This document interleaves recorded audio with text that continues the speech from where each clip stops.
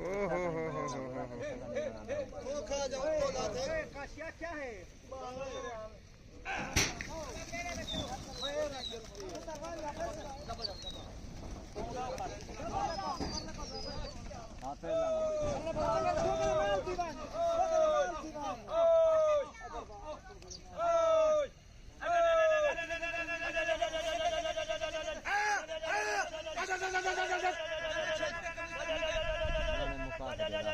मुक गया